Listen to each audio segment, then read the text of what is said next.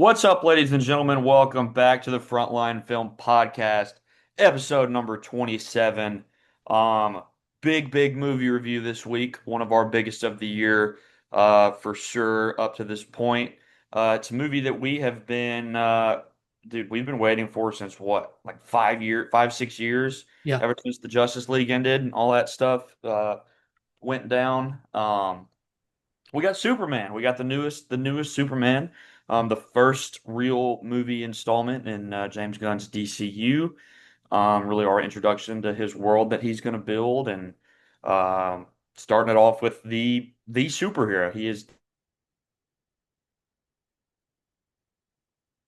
doing stuff. Landon, can you still see me? You were frozen. I can see you now. Okay, good. But yeah, so. Superman, and then not really any movie news or anything this week, but we're gonna do to make up some time. We're gonna do a big comic book movie draft in honor of Superman. We're gonna do 10 each, so a much bigger draft than normal, but we think it'll be easy because there's just so many great comic book movies. So that'll be a fun little draft. But yeah, other than that, how you been? How's life? How's school Good. treating you? Yeah, man. I had a big exam on Friday. Not quite like a board exam, but basically the same thing, pretty close to it. So yeah, getting that out of the way. I could have been like unlucky and had it tomorrow. Luckily, I had it Friday. I was done with it. Got to enjoy the weekend. Went to a Cardinals game, Braves game. They played the Braves here in St. Louis. A lot of fun. Always love doing that. And then of course, seeing Superman, which was on my most anticipated list. So, getting ready for that, I had so much FOMO throughout the week, seeing people talking about it on Twitter. I actually saw no spoilers, which was awesome. Just seeing a lot of people giving high praise and everything. So, getting to see some of the scenes, in the trailer, like finally in context, was awesome. And then, of course, hung out with some friends this weekend as well. And yeah, great weekend, I would say, even though it was busy. But how about you? How you been? Nice to see you're Yeah, back in your I'm New finally York back. apartment. I'm finally back in New York. I think the last three episodes I've been in a different state, but we are here. We are back in New York for a couple weeks at least. So thankful for that, and ready to talk Superman, dude. I got back last Tuesday, and I went and saw Superman at Lincoln Square on that Thursday night opening showing. So very very excited to talk about that. We'll get to that shortly. Like I said earlier, not really any trailers or big news. Only show really that we still got going on is Stick. I'm not even entirely caught up, but Landon is caught up all the way. So he was going to talk about that a little bit, and then we'll roll into that Superman review. So yeah, what's going on in Stick? I think I'm like 2 episodes behind. Uh, Okay. Yeah, so we actually got lucky. So we actually watched the two episodes. Man, I think we're on episode 8. Like episode 9 will come out this week. So we watched 6 and 7 on Tuesday, on whatever day that was. Well, we kind of forgot that it comes out at like 8 o'clock. Well, we finished episode 7 at like 8:06. And we were like, dang. And it kind of like landed on a cliffhanger. It's kind of like a cliffhanger to what's going to happen in the next episode. And then we turned it on and said, watch next episode. And we clicked on it and we were like, oh, there's no way it's not out yet. And of course it was out. So that was really cool. We finished it, or we started it like right after it came out. So yeah, so you basically caught up to, um, basically, Santi is, doing a good job in like the qualifiers, and they're still doing their little tour or whatever. I'm trying to remember what happened exactly in episode 6, which would have been the last one. it doesn't matter. I don't care if you. Uh, but episode 7, kind of picks up a little bit. So the beginning of this episode, the ending of episode 6 kind of has Santi find out, right, that Zero and Price had made a arrangement Yep, that's for the the ring. episode I ended on. Yep. Yep. And so episode 7 is kind of a heart, like a little emotional. So if you don't mind me, I'll talk about it a little bit. It's not really a spoiler per se, but so basically we get like the first 10 to 15 minutes of the episode episode 7 where Price is kind of running through some almost like a dream sequence of his son growing up. So it starts when his son's like very young and they're playing in the living room, and then he turns around and the scene's continuing and he's a little bit older with his wife's also there, so they're having like a moment, and then it's just keeps progressing as he gets older. And it really gets emotional as Price is sending his son or would-be son to college. And he says, he keeps saying stuff like you can't go, you can't leave. Why don't you want to stay here with your dad and everything? And it really does hit hard because, in the episode before, he kind of talks about, the parts that he's gonna miss about not watching his son grow up is like telling him to turn the music down and stop running around with the house. You'll get hurt, or stuff like that. Not the He said, it's not the graduation or the wedding that I'm gonna miss. It's going to be the little things of like, what I just said. And seeing that stuff happen like through his eyes in the next episode is emotional because, Price is obviously got demons, he's got skeletons in the closet. He's got demons that he's, not faced yet. And we finally get to see him face to face with his would-be son and what could have been. And I think that's a very, very cool thing that Stick decided to do, especially this late in the season. I thought that was a really strong episode.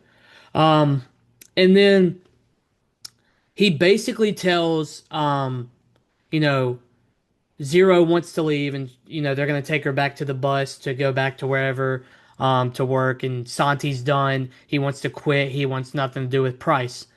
And so Santi and his mom are gonna fly back to Indiana, and he's at the airport. And Price shows up at the airport, and he basically tells Santi that, hey, you are a great golfer. Like I love that you're a great golfer, but that is not the reason that I've fallen in love hanging out with you and your mom and Mitts and Zero. It's the sitting around eating dinner together with each other and being able to talk. It's the s'mores, it's the car rides, it's being together like the family that I've never had, or the family that I lost. And that's awesome, especially for Price, because we see his broken home and his broken family and, everything he's been through. And we kind of made the comment, I think the last time we talked about it, is that, he's on the road with them and it does feel like a family, even though it's not perfect. Everybody's got their demons, everybody's got their problems, but they're together and they're having a good time.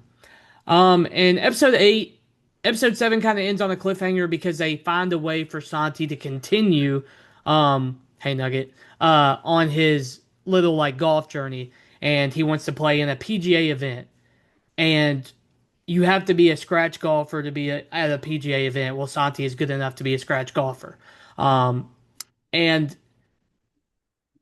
Price basically knows somebody that hosts an event, and they're gonna try to run a little, like a little job, or swindle this guy into letting Santi play, like they did at the very beginning of the season at the bar. So that's episode 8 is basically the whole job coming to fruition. And I'm not going to spoil it for you because I think you'll actually really like the episode, because it's a lot of back and forth between Santi and Zero, and you don't know what's real and what's not real because they're playing along together. Episode 7 and 8 are my two favorite episodes of the season, I think, so far.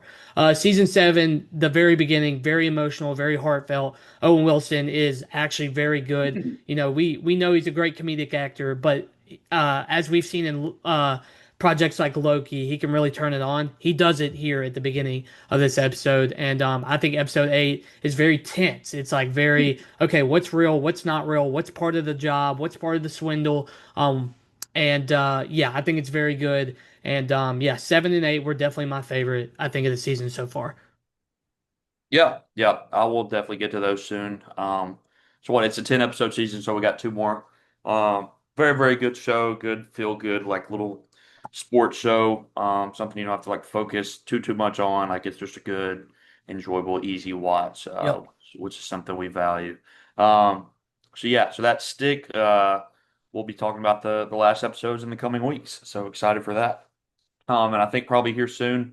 Um, we had our big shows last week. We did the Bear and Ironheart, but I think next we can once Stick's closing out, we can get caught up on Smoke and start talking about that. That looks like an awesome show, and I'm hearing really good things. Shout out Taron Egerton. Hmm. Looking forward to see him in another like crime thriller show. So yeah, that is Stick. And now for the moment we've all been waiting for. It is finally time to talk Superman. Oh, nice. Time to talk Superman. Yeah, they actually gave these out like they're legitimate comics. I think that the movie was based on. But they gave these out at our IMAX screening. Nice. It's very cool. But yeah, t finally time to talk Superman. James Gunn directed it, starring David Corenswet and Rachel Brosnahan and Nicholas Hoult and a whole bunch of others. Um, and yeah, like I said earlier, it is the first real full installment of the DCU. Obviously, like Peacemaker is essentially in the DCU, as we also find out in this movie. But it's really, ever since Suicide Squad, that's kind of when it like really just the previous one world just kind of ended. And I think James Gunn kind of like officially, restarted it with Peacemaker. So, um, yeah, this is the first full movie, like I said earlier, with the most famous superhero of all time.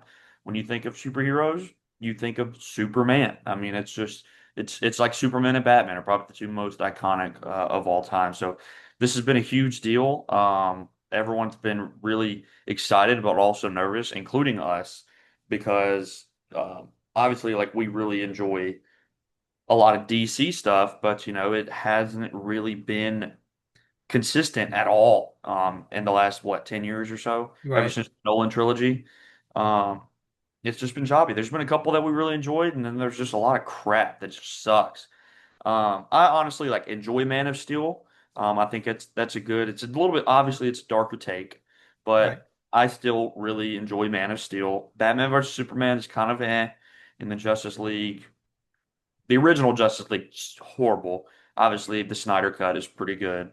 Um, but yeah, it just never like quite worked. So this is the first like, reset of it all.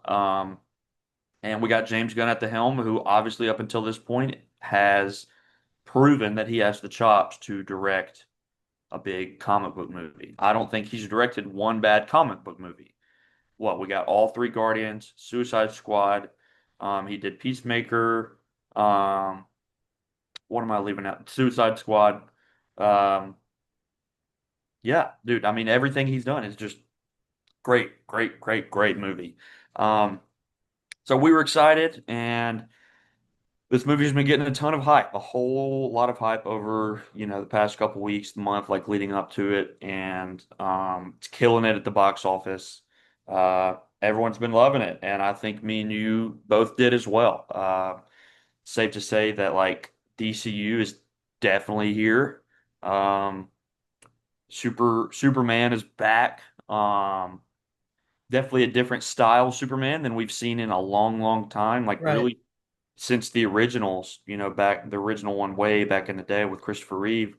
Just a much more lighthearted, funny, comic book accurate, I feel like, emotional version of Superman compared to what we got in the Zack Snyder movies. That's not to say those are bad movies, but it's just a different take. It's someone else's different style of directing and their style of storytelling. And this is James Gunn and Zack Snyder are obviously just two very stylistically different people or Right. directors. With Snyder being much more dark and serious, and then Gunn's obviously like done the silliest comic book movies. So yeah, this was a super refreshing take on the character that I had not really seen before, and everyone is saying it is very much true to the comics and true to his actual character. Apparently in the comics he is much more like funny and lighthearted, and he isn't perfect. And I feel like sometimes in like the Snyder movies, like he just seems like unbeatable, you know? They really like just portray him as a god, which I mean, essentially is, but in this movie, like he feels more grounded and he legitimately like feels beatable. I think for like the first time ever in a Superman movie, um, which was refreshing. It's not like you're going in and you're like, oh, it's just Superman. He's good. He can beat anything. There's moments in this movie that you're like, how is he going to get out of this? Yeah. Which was refreshing for a character like this. So, um, yeah, up front, I'm going to say that we both enjoyed it. I definitely have a couple issues with it, and we can dive into that. Definitely way more pros than cons, but I'm not going to lie. I think I am a little bit lower on it than you. But that's not to say I didn't have a damn good time at the theater. This was a fun theater experience. It is, it is just stereotypical blockbuster superhero, just feel good summertime, middle of July movie. It's great. It's great. It's great. Everyone needs to go check it out if you have not already. But yeah, let's hear your thoughts and then we can kind of jump into like some pros and cons. Yeah, man, I agree with everything you say. This is definitely a different take, and I'm with you. I enjoy Man of Steel. I know that some people do not, and they don't like the creative choices in that, but I think Man of Steel is a good movie, and I like Henry Cavill there too. But we're not here to talk about the difference between Zack Snyder and James Gunn. This is all about James Gunn's Superman and his new DCU. And I gotta say, man, this is such a strong start to the DCU. We know that Peacemaker technically in Creature Commandos is technically like the official start, but this is the first movie we've gotten with the most iconic superhero of all time in comic book history. Everyone knows who Superman is. It does not matter. That's one at an early age you're gonna know.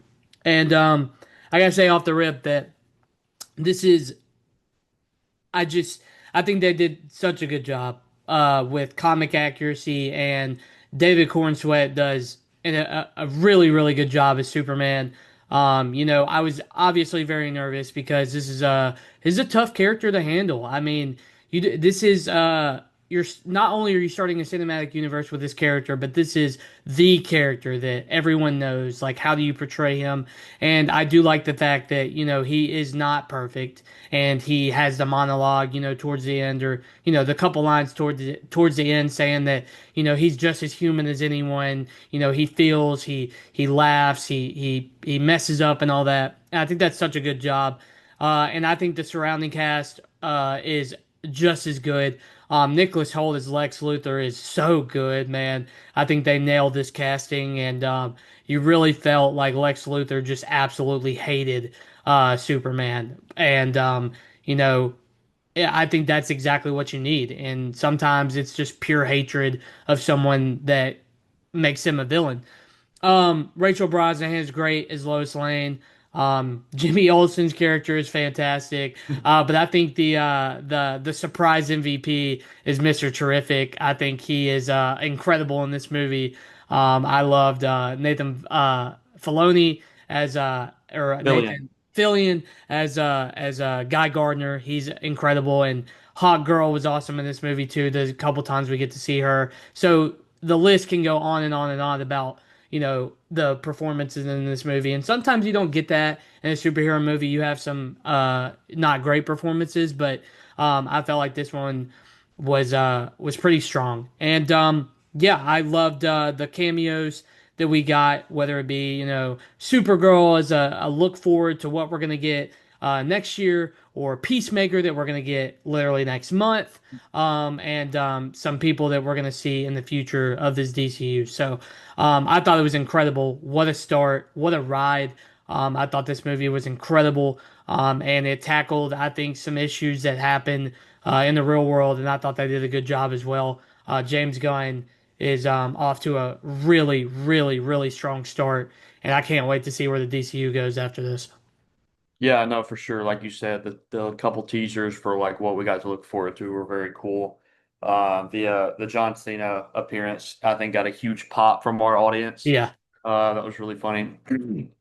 But yeah, I want to go ahead and just jump into my cons, just get them out of the way, and then we could just continue to praise because yeah, yeah, yeah, way more to praise. But I'm not gonna lie, I had a couple issues with this movie. I don't think I'm definitely lower on it than the general public. People are lauding it as like one of the greatest superhero movies of all time, and I just do not feel that way. I think it's an extremely great one, but I don't know. I just had a couple issues, and I it has nothing to do with the acting or like the visuals or the action. The action was incredible. Some of the Hmm. best like comic book action we've ever seen, and the Yep. act, like you said, across the board. As many characters as it had, they were all great. Crypto was awesome. Like so much good stuff. But my biggest issue with this movie is the pacing. This movie, it felt so rushed. Um, this is like there is a whole lot going on in this movie and a whole lot of characters and a lot of things, from the very beginning to the end. I think this movie needed to be 30 to 45 minutes longer for what it tried to fit in there.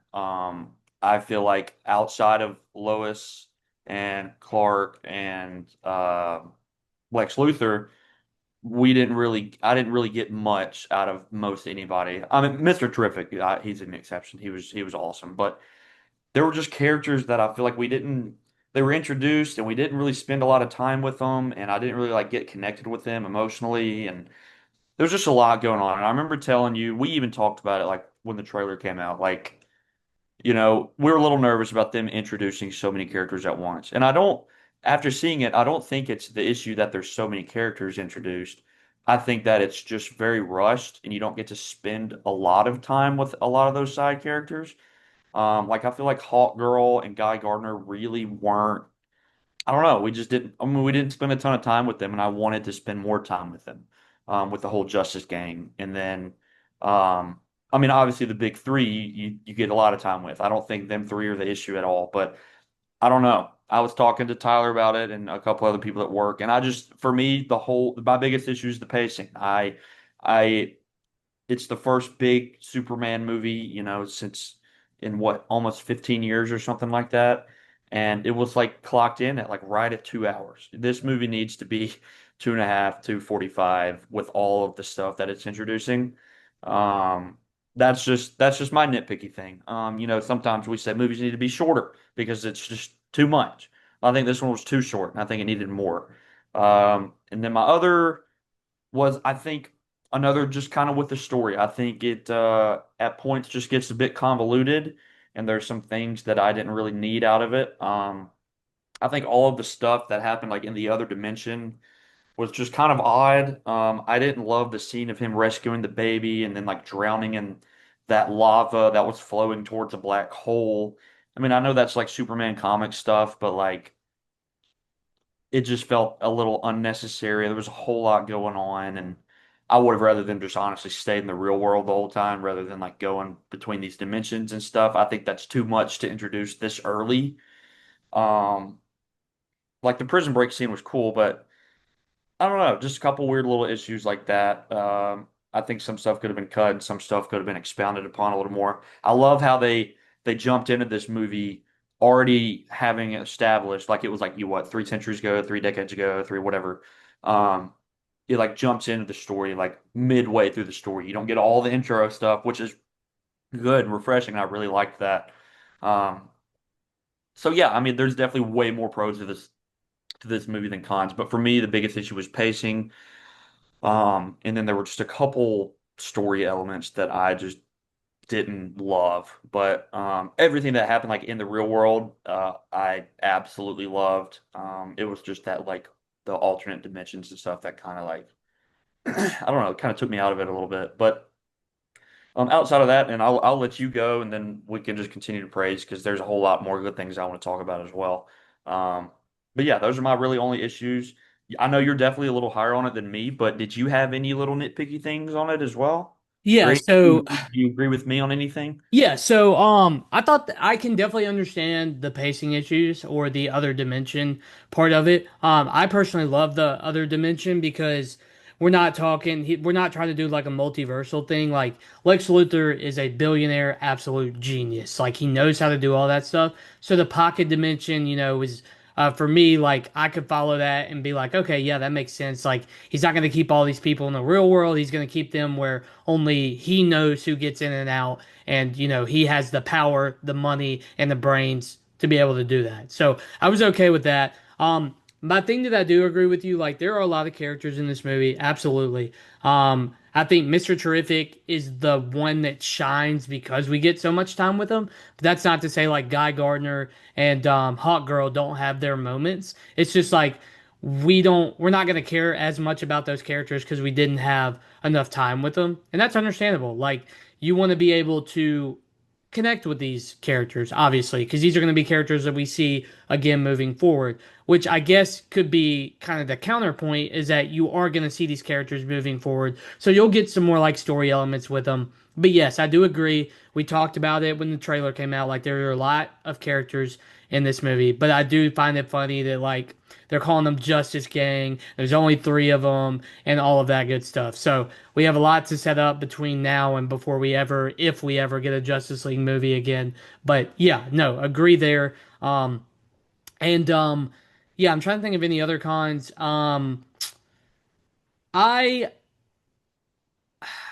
I don't know, man. Like there's a couple things that maybe are like a little small that if I go back and watch, I'll be like, okay, like that I don't really care for, that I don't really care for. But for the most part, it was just the amount of characters that we got. I would have rather focused that time on like Guy Gardner and Hot Girl, like you can either make the movie longer or let's spend that time with either like more Lois or more like Jimmy Olsen because we're gonna see those characters again too, and Superman's closer with those characters anyways.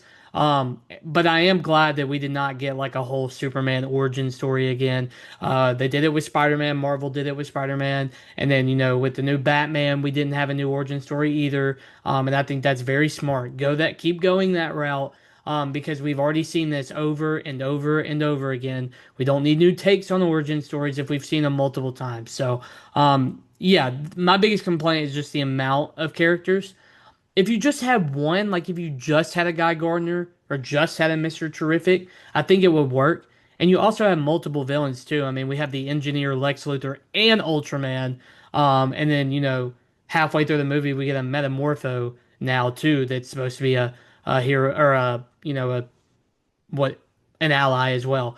And then we get a cool little cameo from Superwoman as well, which I thought was awesome. But yeah, no, yeah, the amount of characters is a lot, and if you aren't connected with DC Comics or don't know who these characters are, I could see that some people left a little bit confused. But hey, like that's something that we'll get to learn about some of these characters going forward. So I was a little bit less like not mad about that as much, I guess. Fair, fair. But We, I understand the pacing issues, but yeah, I think they're minimal in my opinion. Like, I definitely understand where you're coming from. I would definitely like can see like your argument, but in my opinion, they're just minimal to me. no, that's completely fair. All right. Well, let's just jump into the good stuff now. All right. Now let's jump into a bunch more of my pros. Got the cons out of the way. This movie has a whole lot more pros than cons. Biggest pro for me, David Corn Sweat. I don't think I've ever seen anybody more perfect for the role. I thought Henry Cavill was perfect for the role. Nah, David Corn Sweat's the man. I think he might be the best on-screen Superman we've ever gotten. Uh, Everything that I want Superman to be, he is. He represents like hope and just being a good person at its core. Um, it doesn't matter whether you're a human or a dog or a squirrel or a weird looking alien baby, like he is gonna take care of you. He's gonna do everything that he can to take care of people that deserve it and that need it, which I love. Like I said earlier, like I love how this movie just jumps into him already being established as Superman. The world already knows who he is.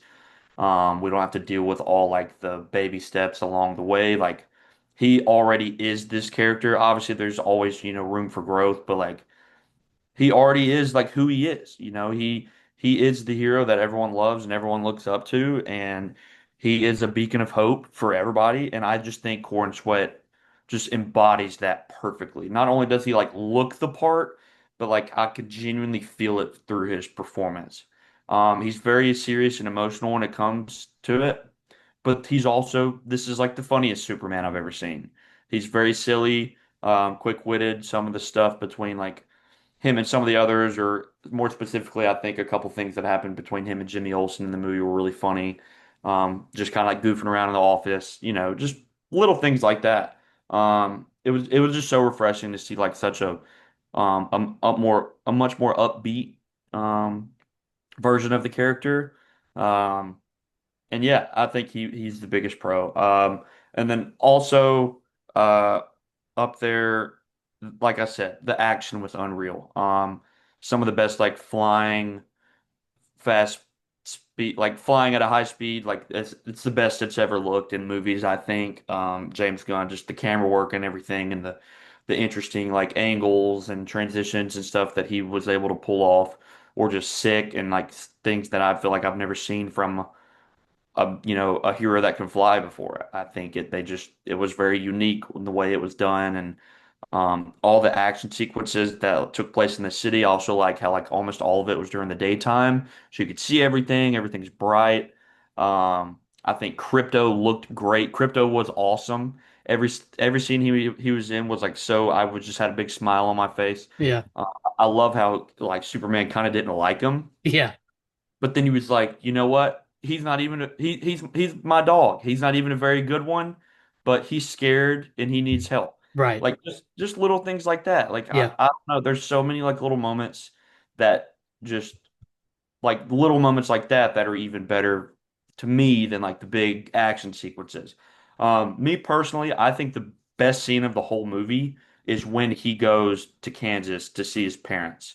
Yeah. Um, that is away from all the action. He gets there, he's hurt. He wakes up on the bed with Crypto on his chest. Very cute scene. But then the talk that he has with Ma and Pa Kent, especially the talk with Pa Kent, like outside. He goes out and sits on the porch, and they just talk for like 5 minutes, and it is so emotional, and I think so important to this character, and something that we didn't really get at all from any of the Snyder movies. Like Superman grew up as a human in the middle of Kansas on a farm. And I think like this was really important in reminding you that like he is just as human as the rest of us, Right. which is a huge part of this character. And something that I think we forget a lot, especially in the Snyder movies. I genuinely think that was like the best part of the whole movie. It was like the emotional core, and really like gives him the boost that he needs to go and like finish the job or whatever. Um, and then lastly, and I'll let you go, dude, the score. Oh my God. Oh my God, the score, dude. I had already thought we had heard the best Superman score ever. Whether or not you love like Zack Snyder's movies, like Hans Zimmer is what the greatest, arguably the greatest composer of all time. His score in Man of Steel is one of the most beautiful things I've ever heard. I literally listen to it sometimes. Um, like the whole score during the Henry Cavill's like first flight sequence, Hmm. just different things like that. But like, I think this score and this new one was even better. Yep. Um, so I think like obviously the original Superman score from the original one with Christopher Reeve is like that's a John Williams score. I don't know if you even knew, but it's John Williams, and that's much more like upbeat, heroic, energy, happy. And then Hans Zimmer scores a little bit of a darker, more serious tone.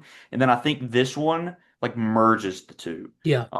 It gets elements of the original fun, John Williams score, but then you also get like the little guitar riffs that you get from Hans Zimmer's. Um, and dude, I think like it just hit so hard on the big screen in all these like super heroic moments, whether it's him coming out of the rubble or a scene of him flying or just whatever, dude. I think the score um was one of the best of the year. I've actually already listened to it since, like the whole thing. Um, I think this score and F1 are probably the two best scores of the year. Um, Absolutely love it. But yeah, I mean, a lot more pros and cons. And then, like we said earlier, some of the side characters are great, especially Mr. Terrific. I think out of all the side characters, he's the best. Um, he, like, not going into this movie, I didn't think he would have a big role, but he ended up having a pretty big role. Yeah. He was very, very important. Um, and then even all the side characters, like at the Daily Planet. Is it Planet or Bugle? It's Daily Daily Planet. Planet. Like Jimmy Olsen and Wendell Pierce's character, Perry, his name's Perry. And then Eve, just all the little side characters they just worked. Um, and then, dude, I mean, there's a whole lot. I think everyone gave a great performance. And I haven't even really said much about Nick Holt's Lex Luthor. I'll let you kind of go on that, but I thought he was unbelievable as well. I was kind of curious to see his take on it, because we've had some good ones and we've had some not so good ones, Jesse Eisenberg. But yeah, dude, I thought Nick Holt absolutely killed it. Yeah, lots of really really good things. What were the standouts for you? Yeah, so I think how this one differs from the last Superman movie we got is you can say what you want about the casting or whatever, but like I feel like Rachel Brosnahan and David Cornsweet in this movie as Lois and Clark or Lois and Chemistry. Superman, like this is what I want from like a power couple. This is the most famous couple of all time. It's not Iron Man and Pepper. I don't even think it's Peter Parker and Mary Jane or Gwen Stacy, whatever. It's Lois Lane and it's Clark Kent. This is the power couple that of all power couples. And it felt like that in this movie. It felt like they were into each other. It felt like they actually had chemistry. I don't feel like Cavill and Amy Adams together were very like I don't think they had that. And I don't know if it was the writing or just them two in general. But I think this is perfect. I think they are great together. Every scene just feels like they are emotionally connected. And the last scene at the end of the movie of him rising up with her in his arms, man, I think that is like peak stuff, man. As a like, yes, it's superhero movies, but at the end of the day, a lot of these superheroes do have their significant other, and I was very curious to see how they would be together, and I thought they were amazing. Um, you mentioned it at the end, just a second ago. Nicholas Holt's Lex Luthor is everything I wanted in Lex Luthor and more. Like he absolutely despises Superman and he hates everything about him. To his hair, to his face, to where he comes from, to what he's known for, to how much everyone likes him. He hates him. And sometimes that is all you need for a good villain. You don't need like an overarching, like deeper down thing. Like I do think his motivation for starting that war at the end when you're like, okay, he could care less about the war. He wants to kill Superman. That is his main goal. He wants Superman one on one. And yeah, dude, he's obviously very smart, and we see his like genius moments of getting into the Fortress of Solitude right down to creating a clone to kill Superman. Um, I thought that the engineer was very good. I actually was very curious to see how she would look in her fight sequences. And I thought she had some very good fight sequences. And the action in general in this movie is incredible. Uh, and it feels like it all happens at the right time.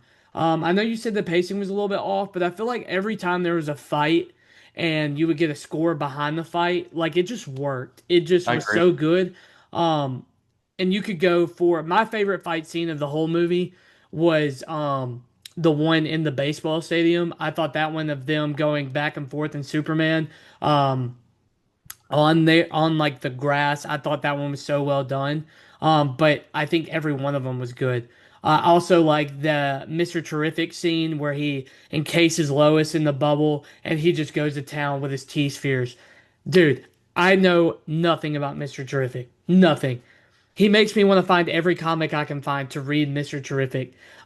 He is a standout side character. We do get funny quips from Hawk Girl and Green Lantern, but I think Mr. Terrific takes the cake in this one. I think he is just so good and so funny. Um, I like also how much heart this movie has.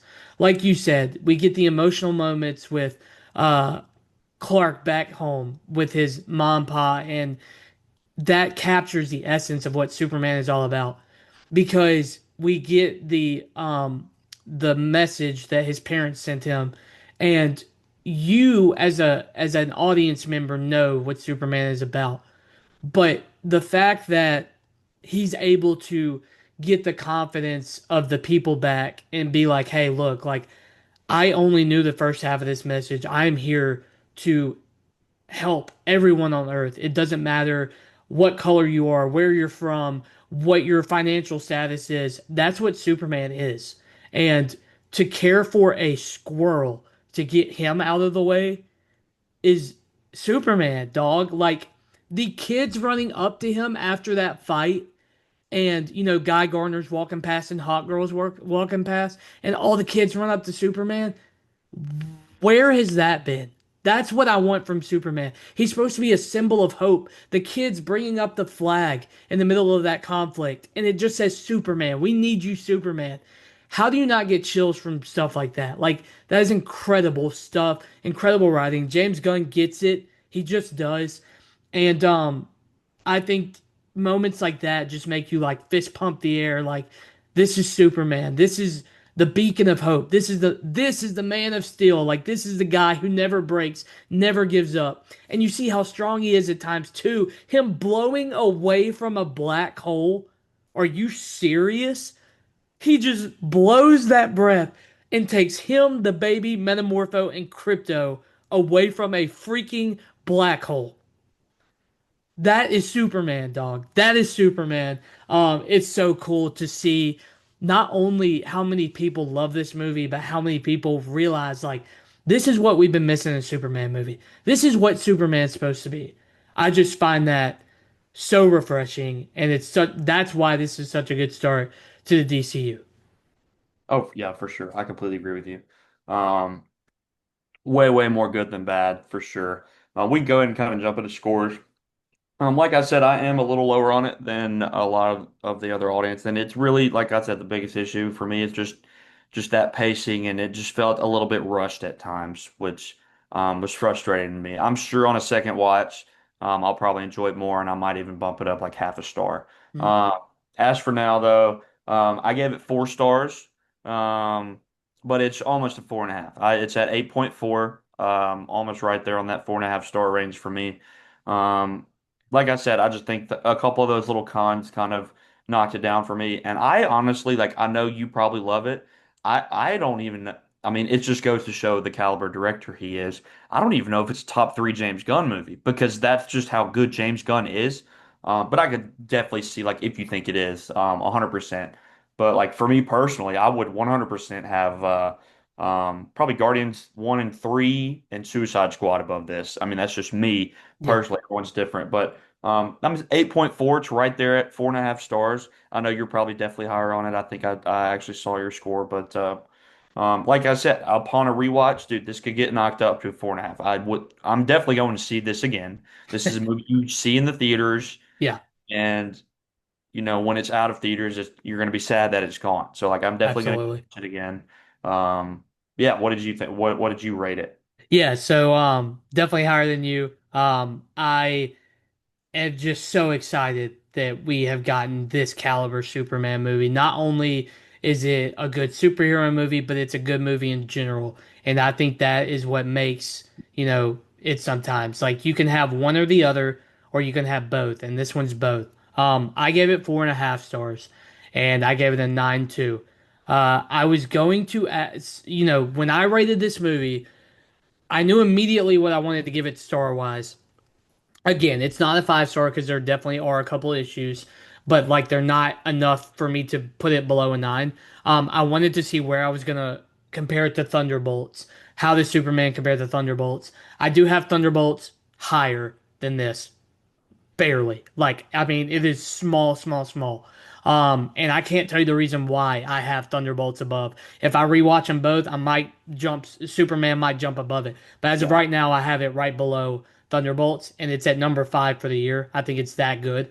So yeah, I just think that this embodies everything Superman's supposed to be while also tackling stuff like sense of belonging or how do you be a beacon of hope in like Be a a better world of person. hate. Yeah, so like I think that's why I love this movie so much. And again, James Gunn, and even with it being this high, I still might have it as the fourth best James Gunn movie because Suicide Squad and Guardians 3 are definite 5 out of 5 or 5 stars on Letterboxd. And then it's just where you want to how high am I on Guardians? And I really am very high on Guardians. So yeah, I have it 4.5 stars and 9.2. Dog, like please guys, this is a movie. This is a blockbuster. This is one that you go get popcorn and drinks for. The stuff at our theater today was sick. There was like a Krypton or a crypto thing, holding a crypto holding a bucket that you could put popcorn in, and then it had a Superman cup that was sick. Um, go see it in theaters, man. Just like this is what you want movies to be. This is what you want to go see in theaters, whether it be, any superhero movie. But I feel like Superman in the middle of July with everybody that can go see it, go see this movie, man. It's so cool. It's so cool. No, it's a sick, sick movie for sure. And the thing about this one that's different than Snyder's, this is much more like of a kid-friendly one. The other ones are much, I mean, kids can see it, like I saw when I was a kid, but like this is a much more fun, Yeah. funny, entertaining one. I think kids are gonna love it, but then obviously adults like us are gonna love it. It's just genuinely for everyone. Yep. Uh, everyone from 5 years old to 100 years old, like, is gonna have a great time with this movie. So, props to James Gunn, dude. He gets it. He understands Superman, and I absolutely cannot wait to see like what the rest of the DCU brings Yeah. and what other characters. I'm curious to see like how much more he's going to direct, or if he's going to kind of take a step back and, maybe more of a producer, just kind of an overseer like Yep. Feige, you know? Yep. Maybe he just did this one just to kind of get it going, and then maybe he'll take a step back. I don't know. Or maybe he'll have a couple that he'll direct. Who knows? But until then, dude, he cooked with the first one. I need a sequel ASAP. I cannot wait to see all these characters again. Luckily, we're getting a couple of them are going to be in Peacemaker, at least cameos, Yep. for the trailer. So, um, yeah, we'll just have to see. But everybody go see Superman. It's doing great at the box office, and um, yeah, go see it as much as you can until the next superhero movie comes out in a couple of weeks. So, yeah, that is our review of Superman 9-2 and 8-4. And in honor of that, we are going to do a quick little comic book movie draft. Obviously, it's a genre we both absolutely love. And there's just so many. So we're gonna do 10 picks each, snake draft just like normal, but I feel like 10 picks will be a little bit more fun. Um, and give us some more to talk about. But yeah, so I feel like you always end up getting first pick, but I'm still gonna flip a coin, I was like we gonna always let you go do. first, so No, dude, we gotta flip a coin. All right, I'm gonna pick though. I'm gonna go heads. all right. Hey Siri, flip a coin. It's tails, of course. You always get first pick, bro. Always, always, always. Hey man, that is okay. It's all right. It's okay. We probably wouldn't have taken the same. Yeah, because I don't. I think I know what you would go, but I actually was hoping that you would go first so I could like think about it. So, oh man. Okay. Okay. Okay. There's a lot of different ways I could go here. I'm just gonna go. All right, first pick, 1-1. Probably not like I'm going based off comic books. So I'm not going based off movie. I'm gonna go comic book movie. That's the draft we're doing. Okay, so 1-1. I'm gonna go with Matt Reeves' Batman, the most recent Batman with Robert Pattinson. The reason I'm doing that is I love The Dark Knight. It's one of my favorite movies of all time. However, I think Matt Reeves does a better job of capturing Batman as a whole than Christopher Nolan did. I think The Dark Knight's a better movie. I think Matt Reeves' Batman is a better Batman movie, if that makes sense. I don't know if that makes sense, but to me it does. I think it captures the uh, detective eeriness of Gotham City. Robert Pattinson is awesome. He does a wonderful job. So I'm going to go Matt Reeves' Batman is 1-1. That So is my you're pick. essentially saying that Matt Reeves' is the Batman is the greatest superhero movie of all time. It might be. That's It might bold, be. bold statement, The but I don't brave hate it. it might be brave and bold. Roll Matt Reeves, credit. please come to the DCU, please. We'll see. We'll see. I don't know if I. We didn't really talk about it, and we don't have to keep talking about it. But I don't know if I want to see that Batman in the DCU. It's just two completely different tones. But who knows? I We'll don't know see. if I want another Bat. I can't do another Batman movie though. Like I can't do Matt Reeves Batman and then me give me another Batman. I don't know if I want that. And I know Matt Reeves will do a good job. We'll see. We'll Dude, see. that would oh my God. I David did not. Corn Sweat, Robert Pattinson, that would be hilarious. I didn't think that you would go that first pick. I literally Yeah. did not think that at all. You probably I know what my first pick is. yeah. Uh, It's my personal favorite superhero movie of all time.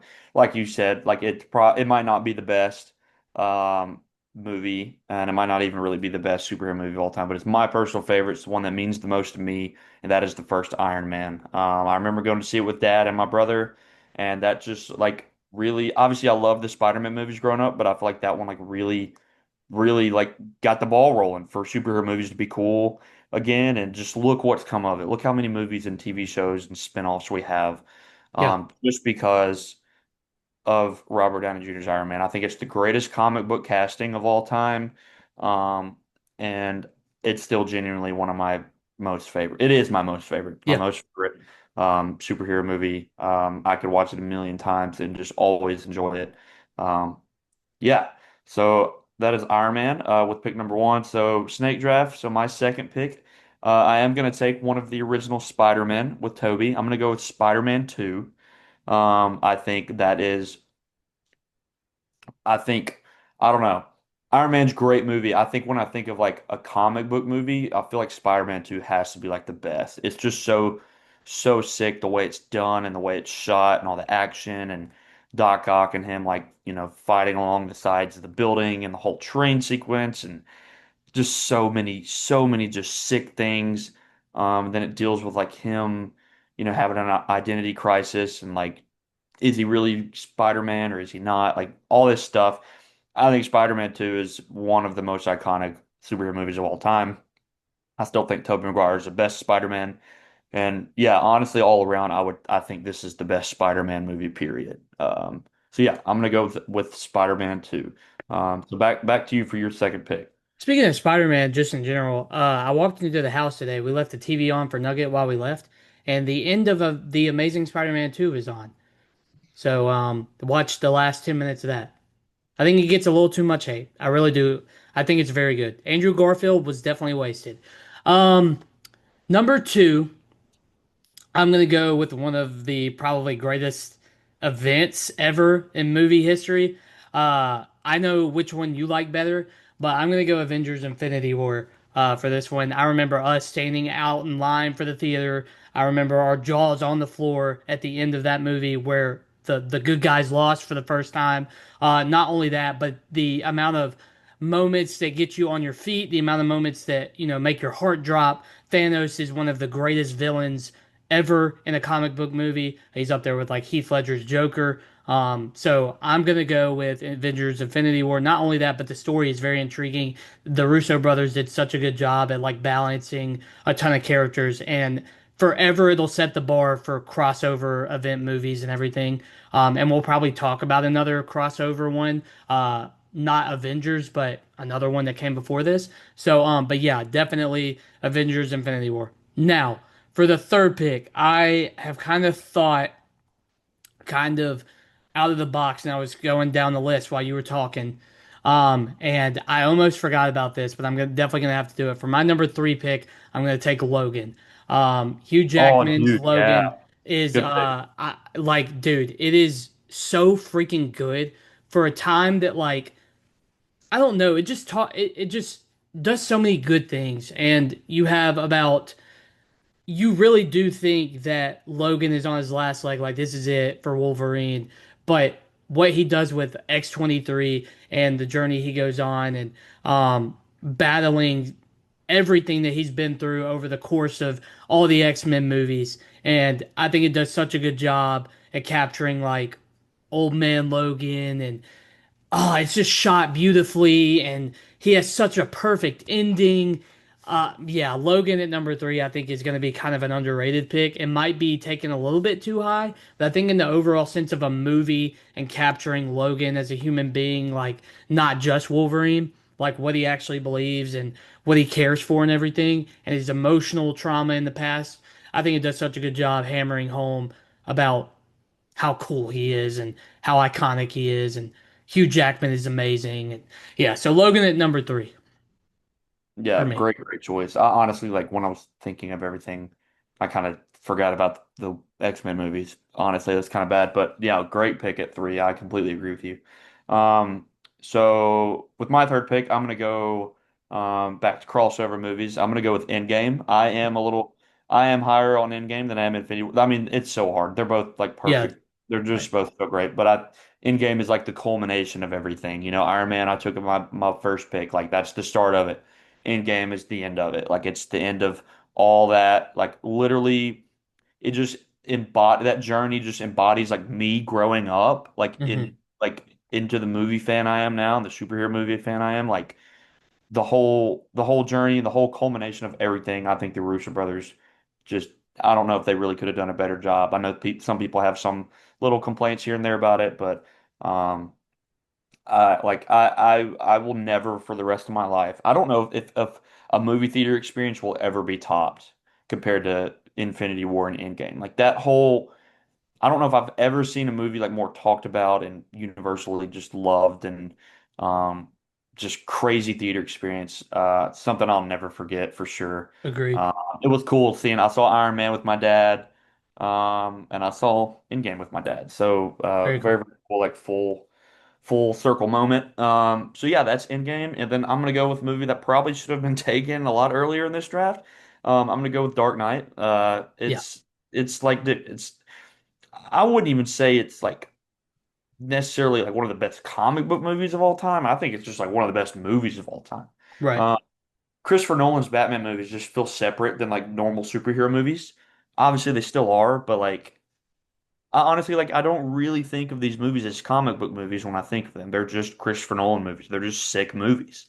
They just so happen to be about a comic book character that everyone loves. But yeah, Dark Knight with Heath Ledger's Joker, R.I.P. Like one of the greatest movies of all time. Um, I never, I think all three of those movies are elite. I Yeah. think Batman Begins and Dark Knight Rises are both great, and I don't think they're given as much credit as they should be Hmm. given. Yeah. Um, I think especially the third one gets a ton of hate, and I think the third one is on right up there on par with Dark Knight. But they're all three phenomenal. So, yeah, I'm gonna take Dark Knight at my fourth pick. So back over to you. Yeah, I gave you my reasoning that I chose Matt Reeves Batman over that. I Well, I gave you, agree. so that's just why I chose that. But I knew Dark Knight was going to get taken by you because obviously that movie's incredible, great movie, one of my favorite movies of all time, obviously. All right, so this is my what pick? Fifth, fourth. All right, fourth pick. I'm gonna go with I'm gonna go with James Gunn's The Suicide Squad. I'm gonna go with that. And this is miles better than the one we got before. I don't even remember who directed that. I'm sure you know. But yeah, it was cool to see like Margot Robbie back and everything, but I think Idris Elba and John Cena's Peacemaker and seeing Rick Flag again, Margot Robbie as Harley Quinn. We got to see Daniel, I don't know how to say his last name, the Polka Dot Man, King Shark. I think that movie not only is colorful, bright, and tackles a lot of like darker themes, but also being a lighthearted, fun movie. But at the same time, he balances a wide range of characters, and we know he can do that with Guardians movies. He does it here again with the Suicide Squad, and I think he does such a freaking good job, man. Like, nails it. And I remember that came out kind of during COVID. Was it straight to streaming or did it come out? Okay, I saw it on streaming because I knew that it was really short after. I know I'm being hypocritical for telling people to go to the movies, but I remember watching it and being just like jaw on the floor in awe, and it is incredible. And the never thought I would be emotional about seeing Rick Flag get killed. And that scene is incredible. Yeah. Not with what does he say? He goes, no one likes to show off. And then John Cena says, unless what you're showing off is dope as fuck. Yeah, that's hard. Love that. All right, next pick. I know that you don't love this movie as much as I do, but I think this is just so good. My next pick, what pick is this? Five. Is gonna be Black Panther. I think Chadwick Boseman and what? You think it's overrated. I don't. I think it's incredible. I think Chadwick Boseman embodies uh T'Challa as much as any character embodies anybody. Ryan Coogler nails this with one of the coolest villains in Michael B. Jordan, Skillmonger. It's a very good story about homecoming, but at the same time like having past demons and unturned pages. Like it is so dang good. I really, really, really miss Chadwick Boseman. I think he's incredible as T'Challa, and I think Black Panther is awesome. I know you think it's overrated. I don't. I think this is one of like the best stories in comic book, and Ryan Coogler nails it. I love Black Panther so much. And you know No, that. I talk so highly about Black Panther. I know. I completely I love your Suicide Squad pick. I was hoping that would fall back to me. I agree. I think if you're counting that as like the last run at the DC universe, that's the best one. Yeah. Um, I think it's one of the best comic. I really think it's one of the best comic book movies ever. Like it's just so bright and colorful and weird. So many heroes, but it's just done so well.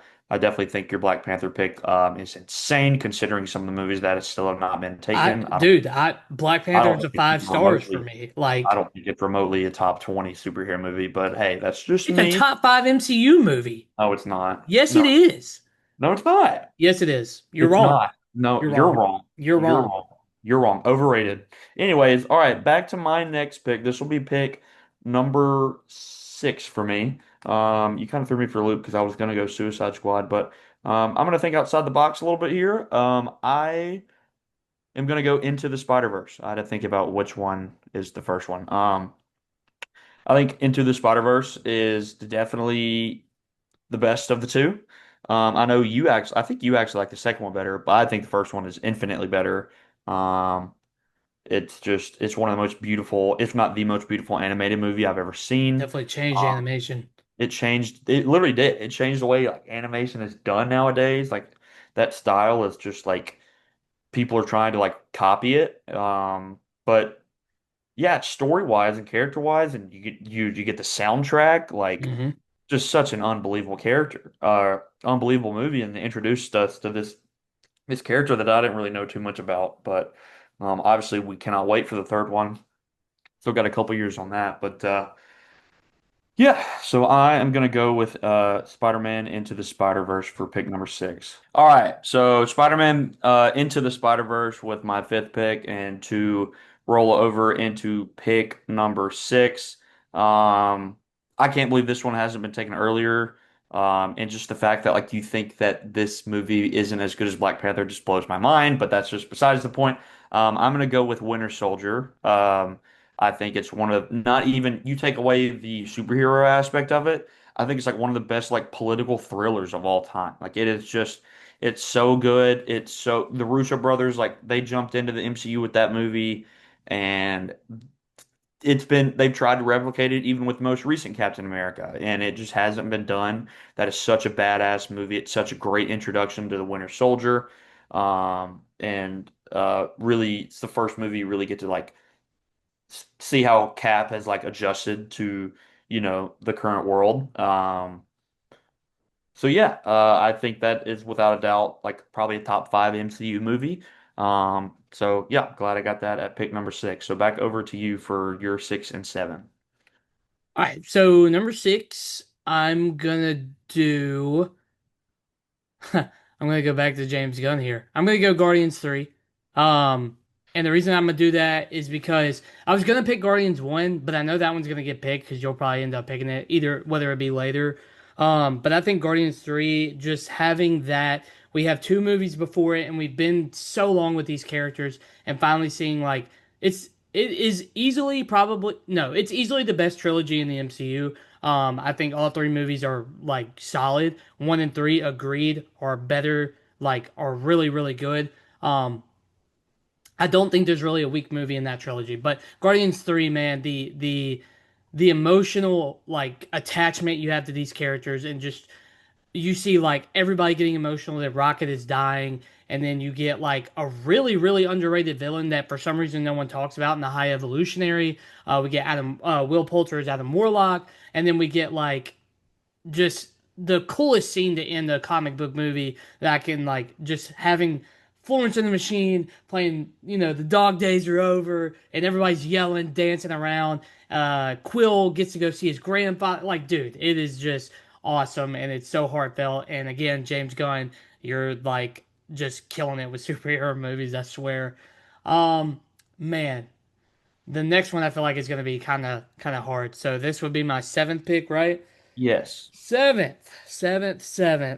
Mm. Mm-mm-mm. I was trying to think of like any older animated movies. There is a really good Batman one, but I'm not gonna do that, I don't think. Um,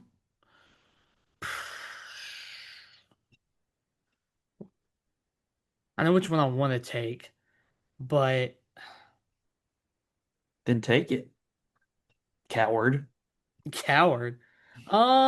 You know what? F it.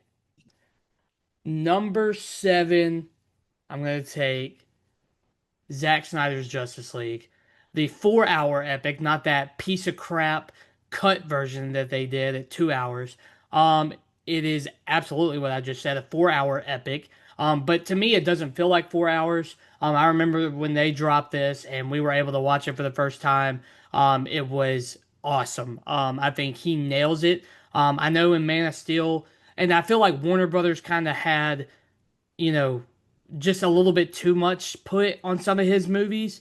And if we were able to get like his release of what he wanted Justice League to be, a lot of other people would have been like on his train and defending him and everything. But I think when people finally watched it, like having those that iconic Justice League together with the Flash, Cyborg, Wonder Woman, Batman, Superman all together, and then the end of that movie, man, is so freaking cool. The Flash basically like stopping reversing time. It's so sick. So I'm gonna go with Zack Snyder's Justice League. I think Zack Snyder does like a good job in this movie. And he didn't have Warner Brothers to sit there and just like hold it over him or whatever. So yeah, no, I'm gonna go with Zack Snyder's Justice League. Perfect. So that was your what is it, Seven. seventh pick? All right, so back over to me for my seventh pick. With your sixth, you took Guardians 3. I'm going to take Guardians 1. I think both of them are like they're both 5 stars. I think Mhm. both of them are top 10 MCU movies without a doubt. Guardians 3 was my favorite movie that year it came out, and I think Guardians 1 might have been my favorite movie of the year that it came out. It was one that like definitely like completely like exceeded my expectations. I remember like seeing the trailer for Guardians 1 back when in high school when it came out, and I was like, this movie looks stupid. This looks so dumb. Like, what is Marvel doing? This was like a kind of on like a year or two after Avengers. It's like, what is this? And no one really knew what it was. They were still like they were very not known at all. And you go and you see it, and it's one of the best. And it still is one of the best. Soundtrack, the cast, it's so funny, but it's so emotional at the same time. Mhm. Um, so much fun, and I think that is, I mean, personally for me, I think it's the greatest comic book trilogy of all time, honestly, in my opinion. Like I said earlier with the Nolan's trilogy, like yeah, those are all three elite movies, but like I said, I think of them more so as movies. If you're thinking pure comic book, I think the Guardians trilogy is probably the greatest superhero trilogy ever. Now, that's not to say that Spider-Verse won't overtake it in a couple years, but as of now, that's it for me, and the first one is just still unreal. So yeah, that is Guardians 1 with my seventh pick, and down over to my this will be my eighth, right? Yeah. Yep. Um, I'm gonna go with another fun one. A lot of people might not consider it. I don't know, but I think it's one of the funniest, and it took a long time to get made, but once it finally got made, it was incredible. And I'm gonna go with the first Deadpool. I know that was like, they attempted to kind of start that in whatever was it, Origins, X-Men Origins, Wolverine, and they just butchered it, and everyone thought the character was just like dead, like there was no hope. But then a couple years later, Ryan Reynolds is finally able to like get it back on track and like do his own thing. And I think it is still like one of the funniest comic book movies without a doubt. I think it is probably out of everything on my list, I think it might be the most quotable. It is just so funny. It's such a good origin story. It was so refreshing. Like, not to say that we just love cussing and blood and guts and gore, but like it was just refreshing to see a superhero movie just go that hard Yeah. into the R rating. Um, it had been done before, but I don't think to the extent that Deadpool did. Um, So yeah, I absolutely love the first Deadpool. I love all of them too. Deadpool 2 and Deadpool and Wolverine are all three, I think, great movies. And I'm curious to see like, if he is really implemented into the MCU at all, going forward. We'll just have to see. But yeah, so Guardians 1 at 7 and Deadpool at pick number 8. Yeah. Back over to you. Yeah. So this is my 8 and 9, right? You're Okay, so number 8, I'm gonna go with let's do let's do Civil War. I think Civil War is still a strong movie. The Russo brothers again, right?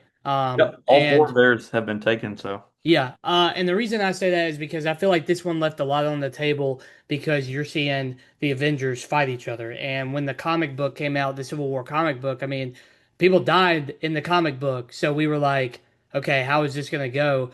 And I feel like they did a great job. It's the really the only the person that beat the Avengers other than Thanos. Like, and he's just a regular guy. He tore him apart from the inside, and getting the reveal of Bucky being the one that killed Stark's parents. I mean, come on, dude.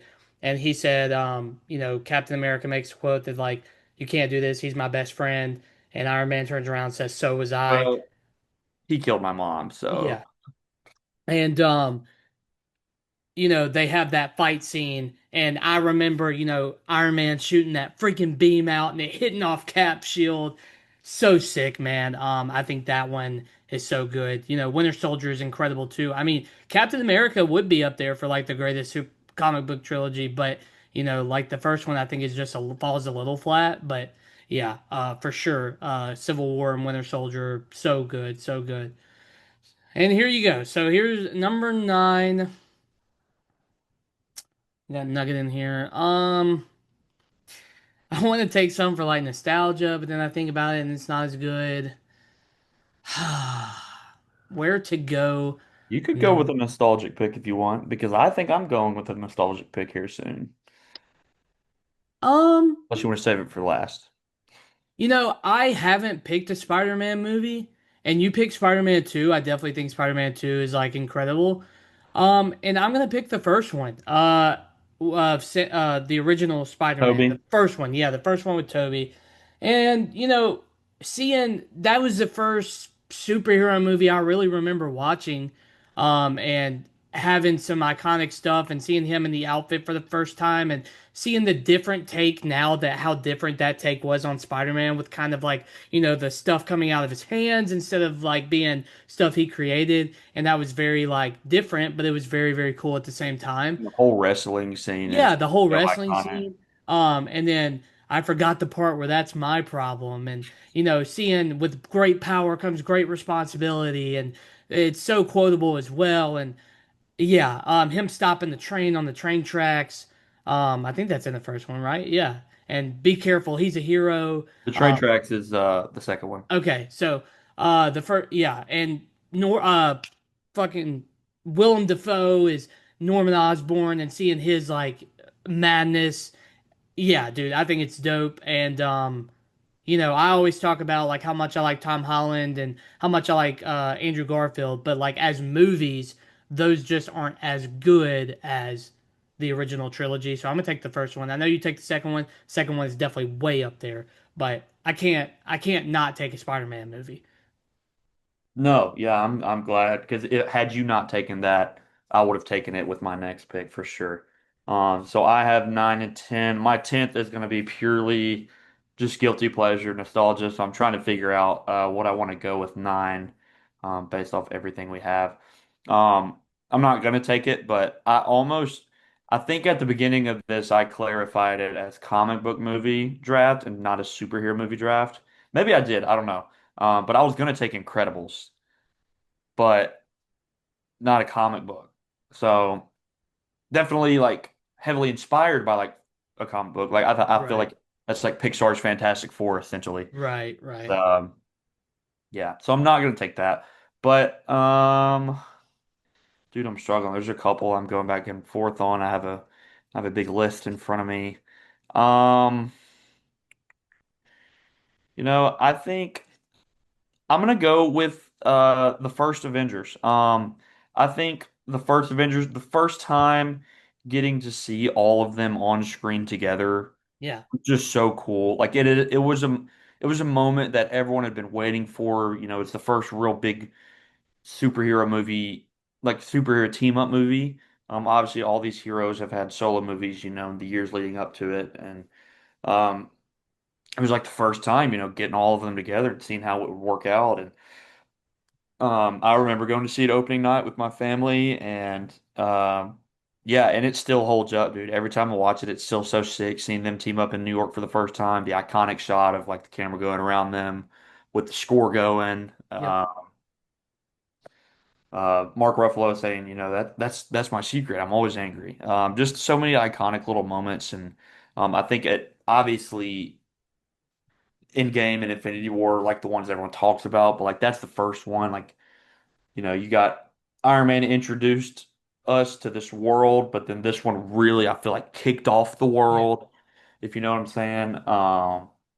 And yeah, it's just that they were the greatest team, and we'll never get. I mean, not never, but like with those actors and everything, we'll never get that squad back together. And that movie meant a lot to me growing up for sure. So uh, absolutely. I'm gonna go with the first Avengers at my ninth pick. And my 10th, I knew I was taking this at 10 to begin with. It is 100% not even probably a top 50 comic book movie. Oh God, But it has always been one of my personal favorites. It's also one of my dad's personal favorites. Do you have any clue what I'm about to take? does it happen to have Nicolas Cage in it? Yes. Yeah, So with my 10th and final pick, I'm going to go with Ghost Rider. I have nice. always loved Ghost Rider. It has always had a soft spot for me. Um, I actually haven't watched it in a couple years. I think last time I watched it back in college, but dude, I thought that was the sickest movie ever when I saw it as a kid. Like dude, it's Nick Cage turning into a skull that lights on fire and rides motorcycles and fights demons. So like, Yeah. come on. And I know you agree with me. Maybe not top, what, 50 superhero movie, but top 10 comic book scene or superhero movie scene of all time of them riding through the desert. Oh yeah, Like, dude, just absolute chills, biggest yeah. grin, on my face every time I watch it. Sam Elliott was awesome in that. Nick Cage. I'm very curious. I really hope we get Ghost Rider in the MCU. Agreed. I feel like it's kind of coming, especially with maybe Mephisto showing up in Ironheart last week. I think that kind of leaves the door open. Uh, Yep. but we'll just have to see. Really, really hope. Really, really hope we get Ghost Rider back in some form. But I do love. I love that one that came out back in whatever it was, '08 or '09 or something. Yeah. Always will hold a soft spot in my heart. So, yeah, that rounds out my pick. Ghost Rider, yeah, Ghost Bef- Rider number 10. What are you gonna close the draft off with? Before I close it, if you had to pick one actor for the MCU, if they had to pick for Ghost Rider, Keanu. okay, I like that. But I don't know about younger. It's a matter of if they want to go with a younger take or a little bit of older. If you go older, I'm gonna go Keanu. If you go younger, I genuinely have no clue. I don't know. He's just the answer for everything right now, but I feel like if done right, like I think Timmy C could be great for it. I don't know. He's just kind of a badass. I could picture him like being a biker. Yeah. I don't know. It's hard, but I think gut reaction, Keanu would be sick. Yeah. Honestly, I can see it. I can see it. Can we just get Nick Cage back? He's a little old, but be funny. Okay, last pick. Fun fact, this is one of the first R-rated movies I ever watched. And I think you probably know where I'm going with this. But Aaron Taylor Johnson, Chloe Grace Moretz, I'm going with Kick Ass. I remember watching this for the first time and being like, what is happening? You got Hit Girl, Kick Ass, and what's Nicolas Cage's guy's name? Oh God.